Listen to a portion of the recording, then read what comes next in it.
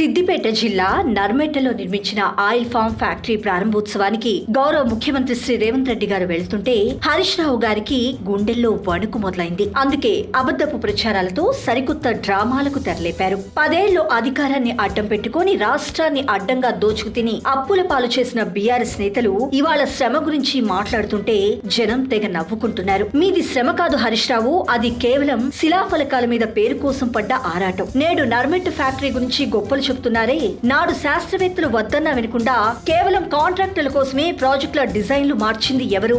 మీరు కాదా? Kaleshwaram నీళ్లతోనే oil palm సాధ్యమని బుకాయిస్తున్నారు కదా, మరి అదే కాళేశ్వరం పిల్లర్లు కుంగిపోతుంటే మరి ఆ పాపం ఎవరిది? కుంగిన ప్రాజెక్టులకు బాధ్యత వహించిన మీరు పూర్తయిన ఫ్యాక్టరీపై మాట్లాడటం పూర్తిగా సిగ్గుచేటు. ప్రజాప్రభుత్వం 1070 కోట్ల రూపాయల నిధులు రద్దు చేశారని గగ్గోలు పెడుతున్నారే, మరి ఆ నిధులు ఎక్కడివి?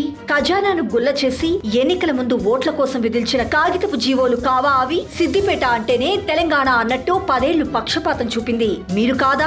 మిగతా జిల్లాల ప్రజలు తెలంగాణ బిడ్డలు కారా? మీలాగా ఒకే చోట నిధులు కుమ్మరించి మిగతా ప్రాంతాల్లో ఎండబెట్టే పాలన ప్రజా ప్రభుత్వానికి కాదు. ఇక రుణమాఫీ, రైతు భరోసా గురించి మాట్లాడే నైతిక హక్కు మీకుందా? మీ హయాంలో ఎన్ని విడతలుగా రైతులను ఊరించారో మర్చిపోయారా? సీఎం రేవంత్ రెడ్డి గారి అధినాయకత్వంలోని ప్రజా ప్రభుత్వం మాట ఇస్తే మడమ తప్పదు. అది ఆయిల్ ఫామ్ ఫ్యాక్టరీ అయినా, రైతు రుణమాఫీ అయినా పక్కా ప్రణాళికతో అమలు చేయటమే లక్ష్యంగా ముందడుగు వేస్తుంది. రాష్ట్రాభివృద్ధి కోసం ప్రజా ప్రభుత్వం చేసిన కృషిని విమర్శించే ముందు మీరు ఖాళీ చేసి వెళ్లిపోయిన ఖజానాను ఒక్కసారి గుర్తుకు తెచ్చుకోండి. అధికారంలో ఉన్నప్పుడు కుట్రలు చేసింది మీరు, అధికారం పోయాక కూడా బుద్ధి మార్చుకోకుండా అభివృద్ధిని అడ్డుకుంటుంది మీరు. సిద్దిపేటలో మీ అవినీతి పుట్టలు ఎక్కడ బద్దలవుతాయో, ఏ విచారణలో మీ బండారం బయటపడుతుందో అన్న భయం మీ మాటల్లో స్పష్టంగా కనిపిస్తుంది. హరీష్ రావు నిజంగా మీకు సిద్దిపేటపై ప్రేమే ఉంటే రాజకీయాల్ని పక్కన పెట్టి అభివృద్ధికి సహకరించండి. కుప్పకూలుతున్న మీ పార్టీ ఉనికి కోసం ప్రజా సంక్షేమమే జయంగా సాగుతున్న ప్రజా ప్రభుత్వంపై నిందలు వేయటం సరికాదనే ప్రజల అభిప్రాయాన్ని ఇకనైనా గౌరవించండి.